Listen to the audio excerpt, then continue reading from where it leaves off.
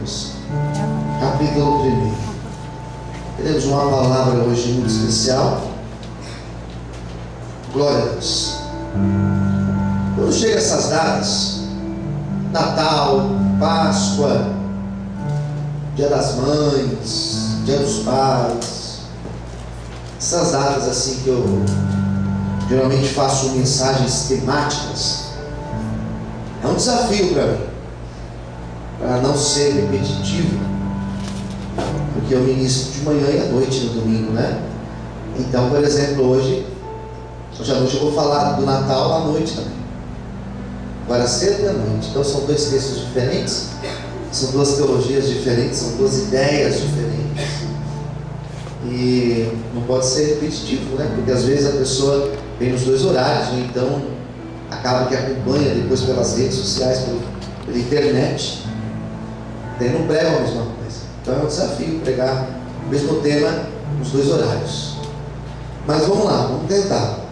Mateus capítulo 1, versículo 18, fala sobre o nascimento de Jesus, que nós estamos celebrando hoje. Quem já encontrou, diga amém.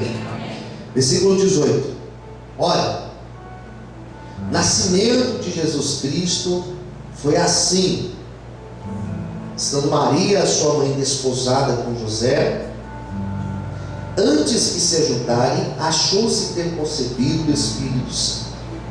Então José, seu marido, como era justo, não queria infamar, tentou deixá-la secretamente. Projetando ele isso, eis que em sonho lhe apareceu o anjo do Senhor, dizendo: José, filho de Davi, não temas receber Maria, sua mulher, que nela está gerado é do Espírito, e ela dará luz a um filho, e porás o seu nome Jesus, que ele salvará o seu povo dos seus pecados. Tudo isso aconteceu para que se cumprisse o que foi dito da parte do Senhor pelo profeta, que diz: eis que a virgem conceberá e dará luz ao filho, será o seu nome Emanuel. Emanuel traduzido é Deus conosco. E José, despertando do sonho, fez como o anjo do Senhor lhe ordenara. Recebeu sua mulher, não a conheceu, até que deu à luz ao seu filho primogênito, e pôs-lhe o nome de Jesus. Vamos fazer uma oração. Fecha os teus olhos. Fala conosco, Senhor. Hoje é Natal, uma data linda, tão especial para todos nós que somos cristãos. Venha nos abençoar, Senhor. Venha nos dar o verdadeiro sentido do Natal. Venha falar com todos aqui, em nome de Jesus. Amém e graças a Deus. Vamos aplaudir ao Senhor essa manhã. Então, para a gente compreender um pouquinho sobre Natal, o verdadeiro sentido do Natal, né? É importante nós pensarmos em algumas perguntas. Primeira pergunta: por que Jesus, ele teve que nascer? Por que para se cumprir o plano de salvação, Jesus, que nós entendemos ser Deus, não são três deuses, senão nós seríamos politeístas.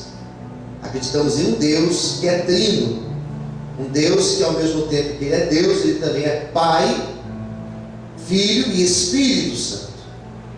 Deus Pai, Deus Filho e o Deus Espírito Santo. E por que Jesus teve que nascer? Então a minha reflexão de hoje vai pensar justamente isso. Por que ele teve que nascer? E por que ele teve que ser assim? Por que Jesus teve que nascer? Já é uma pergunta que a gente tem que pensar para responder.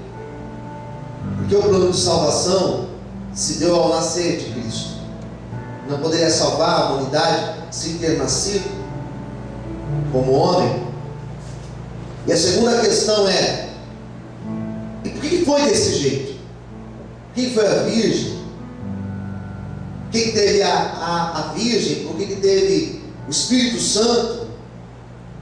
Então, para nós compreendermos a verdadeira essência do Natal, a essência natalina, como você queira chamar, é preciso compreender pelo menos essas duas questões. Então, de fato, eu gostaria de dizer, era preciso que Jesus nascesse. Era preciso ele nascer. Era preciso o verbo, aquilo que João diz em João capítulo 1, era preciso que o verbo encarnasse e habitasse entre nós. Deus precisava habitar entre nós. Não no sentido como Israel passa pelo deserto e a presença de Deus com Israel no deserto, não. Mas a presença de Deus ser manifesta. Percebe que o Deus que passa com eles no deserto, percebe que o Deus que fala com eles no deserto, em um dado momento, Moisés sobe no monte e esse povo simplesmente se esquece de Deus. Enquanto Moisés estava lá no monte orando, eles estavam aqui embaixo, fundindo ouro e fazendo uma escultura de um bezerro. Então era um povo que não conseguia se relacionar com Deus pela simples revelação de Deus caminhar com eles. Então Deus precisava nascer, Deus precisava vir, para que todos pudessem ver a glória do unigênito de Deus. Aleluia. Ele precisava nascer, porque Jesus, ele é a perfeita revelação. Então, quando você lê o Evangelho de João, João fala isso, que ele é a perfeita revelação. Ele é a perfeita revelação do Deus Pai. Quando eu olho para Jesus, eu olho para Deus. Quem vê a mim, vê o Pai. São palavras de Jesus. É lindo isso. Porque Jesus, quando ele veio, ele andou com os excluídos da sociedade. Ele dialogava com as prostitutas daquela época. Ele dialogava com os homens excluídos pela religião daquela época. Jesus, ele é tão maravilhoso que quando ele veio, ele entrou na casa de ladrões. E no seu último instante na cruz, ele olha para um ladrão e fala: e hoje você estará comigo no paraíso. É esse Jesus que nasce, que vem, que se revela e que se mostra, e uma expressão que eu uso muito, e se deixa conhecer. Olhar para Deus, olhar para Jesus, é olhar para Deus. Não nasce em palácio, não nasce no meio do luxo, não nasce em Jerusalém, que era o centro, mas ele nasce em Belém. Ele nasce num lugar excluído, isolado. Ele nasce numa manjedoura. Ele nasce num lugar simples. Ele nasce em um curral. É esse o Deus que veio para nos dar salvação. Então entenda, Jesus, ele é Deus, amém? Quantos podem aplaudir? Exaltar o Senhor, glória a Deus. Bom, eu trouxe aqui algumas ideias simples, claras, para a gente pensar um pouquinho sobre o Jesus que veio. Primeira coisa, Jesus veio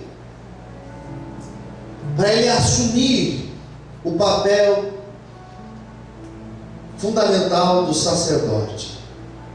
Jesus veio para ser o sacerdote perfeito. Hebreus fala isso. O sacerdote para o judeu, ele era um personagem importante, porque entre um homem e Deus existia o profeta, que era aquele homem que ouvia a voz de Deus e falava para o povo, aconselhava o povo, direcionava o povo. E também existia o sacerdote, que era o povo, que era o homem que representava o povo, ouvia o clamor do povo e falava com Deus, pegava a oferta do povo e sacrificava para Deus. Em Hebreus vai estar escrito, o autor aos Hebreus vai dizer que Jesus, ele é o perfeito sacerdote. Então, quando Jesus vem, ele vem justamente para dizer: nós não precisamos mais de intermediários, nós não precisamos mais de sacerdotes fazendo uma ponte entre nós e Deus. Nós não precisamos mais de alguém que faça intercessão pelas nossas vidas, no sentido de um sacerdote falar com Deus a nosso respeito. Nós não precisamos mais. Por que não? Porque agora o nosso sacerdote, ele se chama Jesus Cristo. Agora ninguém mais faz o papel de intermediário. Agora não existe mais ninguém entre eu, você e Deus. Ou seja, para você falar com Deus, você fala com Cristo. Para você pedir para Deus, você pede para Cristo. Para você se prostrar perante Deus, você se prostra perante Cristo. Jesus tinha que vir para justamente assumir o papel de sacerdote da história. E é esse Jesus que está em nosso meio, e é esse Jesus que hoje nós estamos celebrando o seu nascimento. Vamos aplaudir e exaltar ao Senhor com alegria. Aleluia! Ele é o nosso sacerdote, ele é o próprio sacerdote, ele é o sumo sacerdote. Posso dizer amém? Amém. Jesus veio. Segundo lugar, Jesus veio para mostrar a perfeita superação do pecado. Jesus supera toda a situação e toda a condição de pecado.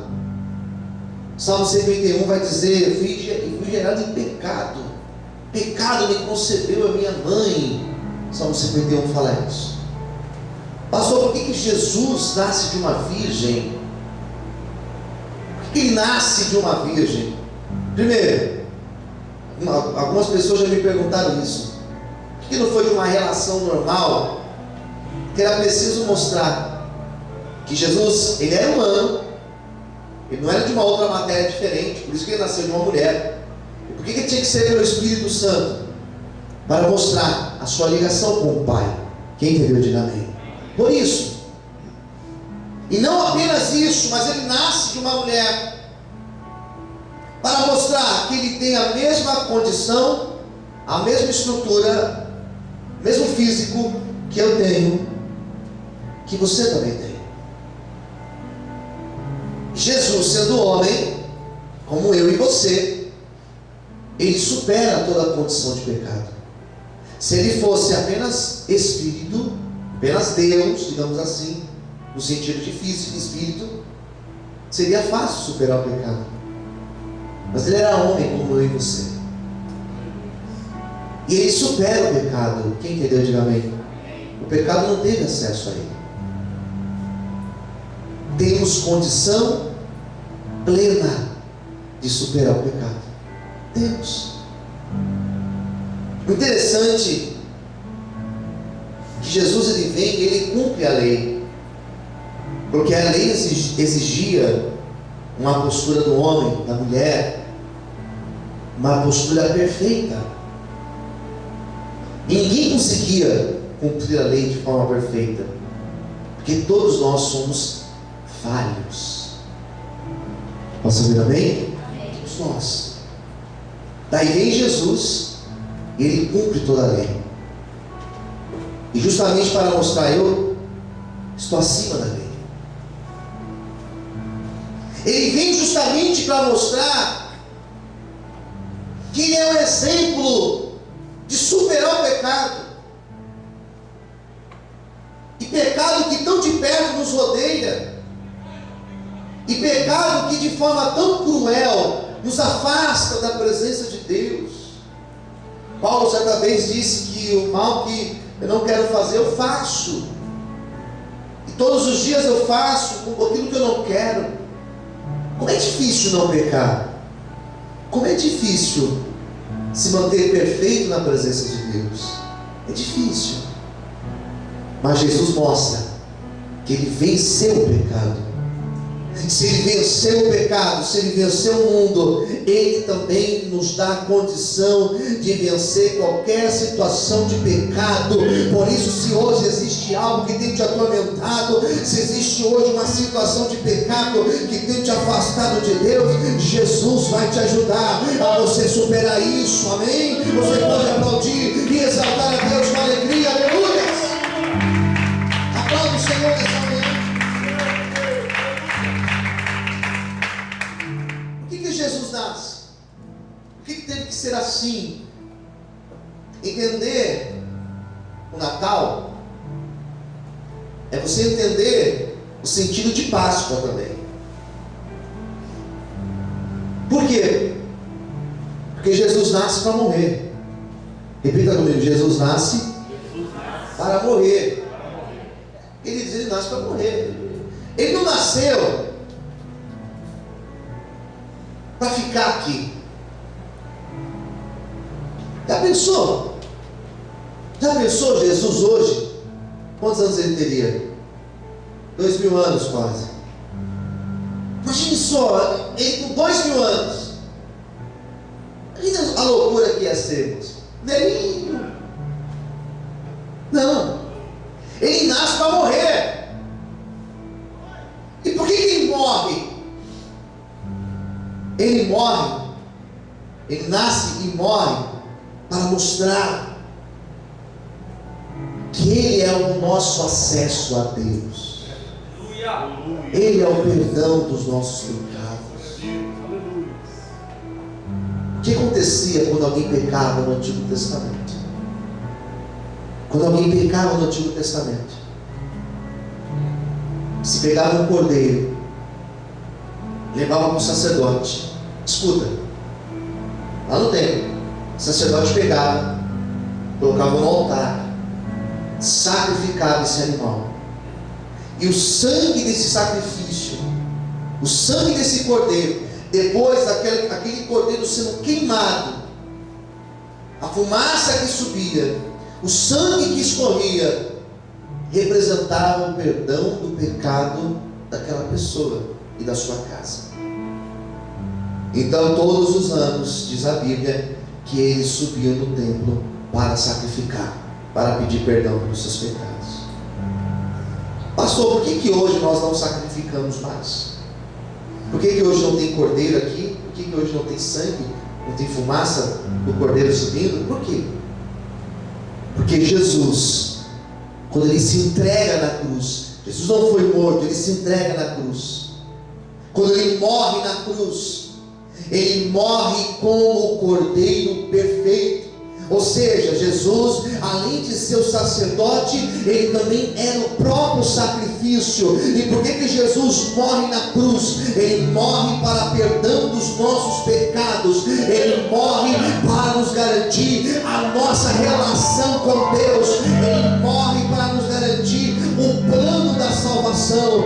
Por isso, se hoje, aleluias, por isso se hoje nós estamos aqui celebrando o Natal, é porque Jesus nasceu e morreu na cruz por amor das nossas vidas e para perdão dos nossos pecados. Ele é o perfeito sacrifício. Quantos podem aplaudir e exaltar o Senhor? Aleluia! Aplaude o Senhor. Amém? Ele é o sacrifício perfeito. Quem entendeu, diga amém. Ele é um sacrifício santo. Por isso que hoje a gente ouve algumas pessoas, alguns obreiros dizendo: ah, mas eu sacrifico para fazer a obra. Não, nós não sacrificamos. Ele sim sacrificou para fazer a obra nas nossas vidas. Tudo que nós fazemos hoje é nada comparado àquilo que Ele fez. Por isso que Ele teve que nascer. Quem entendeu, diga amém. Quem está entendendo a pregação, diga amém. Ele teve que nascer. Mas Ele não poderia morrer ali na cruz sem ser homem como eu e você? Isso não seria sacrifício. Não teria dor, não teria sofrimento.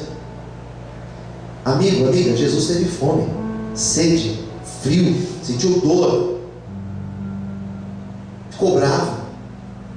Lembra quando ele entrou no templo derrubando as bancas? Ficou bravo. Ele era homem como eu e você. Não pecou, perfeito, mas ele era homem. E ele nasce justamente para quê? Para morrer, para ser o sacrifício perfeito. Por isso que ele teve que nascer. Que mais? Por que ele veio? Jesus nasce para nos mostrar o caminho. Repita assim comigo: Jesus nasceu para mostrar o caminho.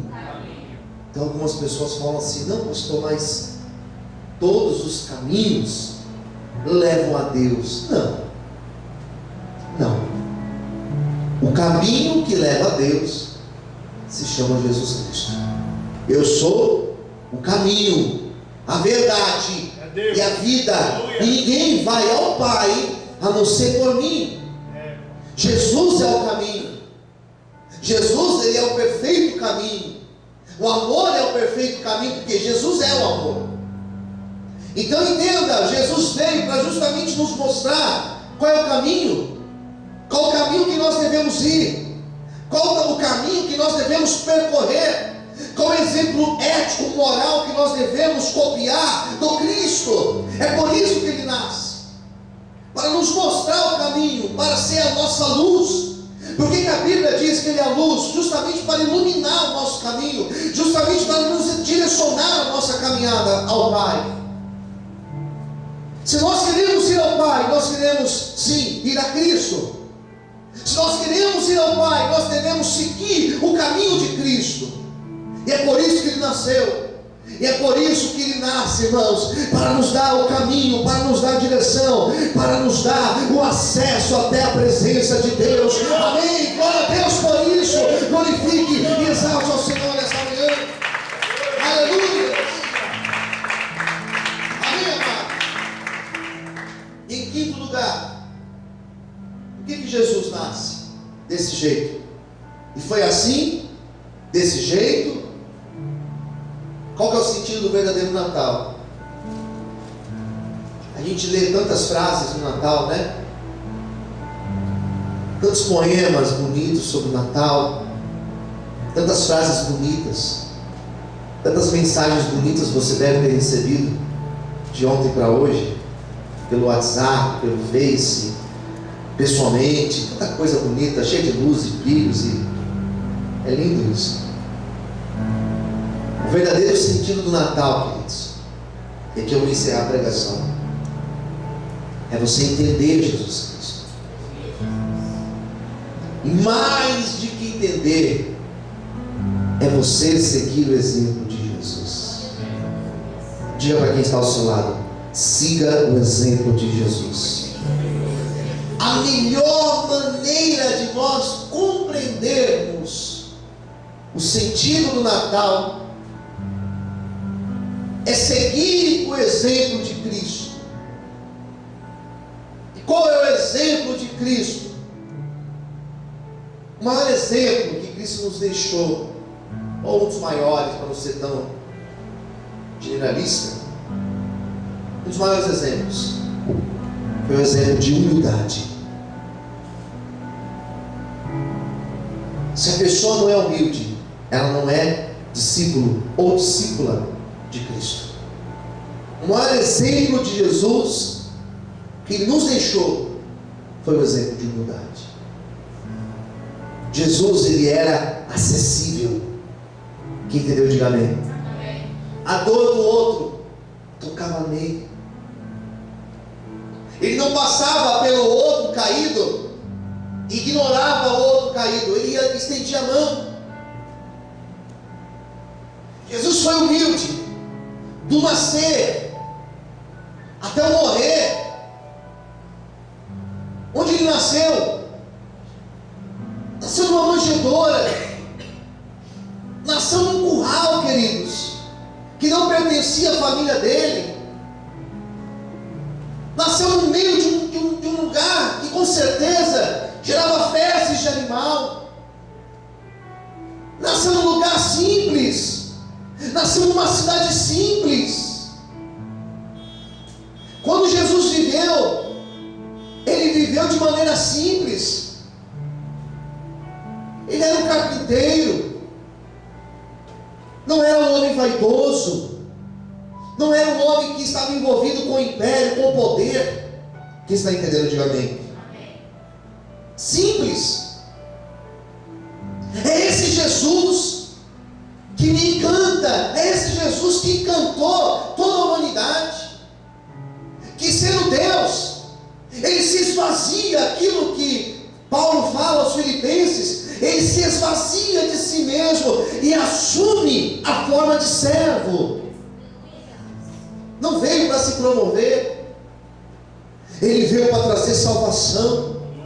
Não veio para se promover, não veio para ser reverenciado, ele não veio para ser adorado, ele veio sim para se fazer servo, ele veio sim para se fazer um com aquele que sofria, ele veio sim para habitar no meio dos pecadores. É esse Jesus que eu prego nesta manhã. Você pode aplaudir e exaltar a ele. Amém. Nasceu de forma simples, viveu de maneira simples, andou no meio do simples, esteve junto com os simples, com os rejeitados, com os doentes, nos tanques de Betesda da vida. E no final da sua vida, João vai dizer que antes de morrer, ele lava os pés dos seus discípulos, em sinal de humildade. Quem entendeu, diga amém. Ele lava os pés dos discípulos, ele beija, ele recebe o beijo de Judas.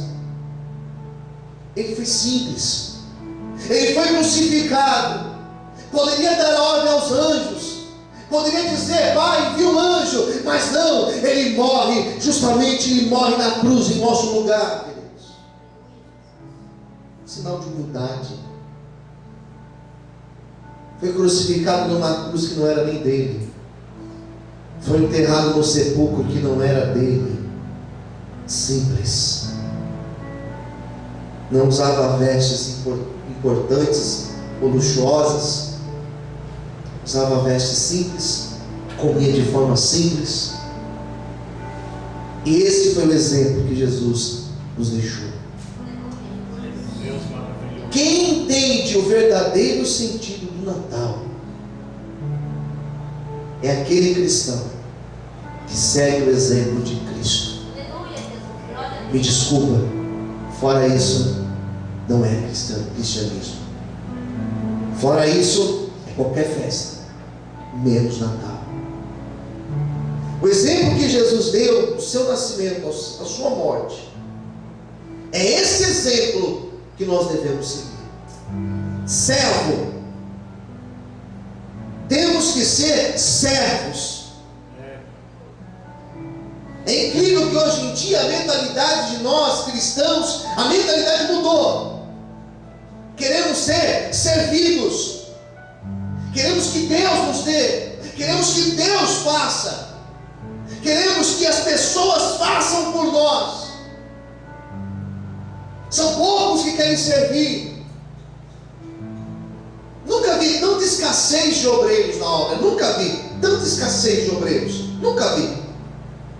Que nós não queremos mais, queremos ser servidos, queremos chegar no lugar, uma igreja bonita, tudo limpo, tudo organizado, tudo ajeitado, e só isso.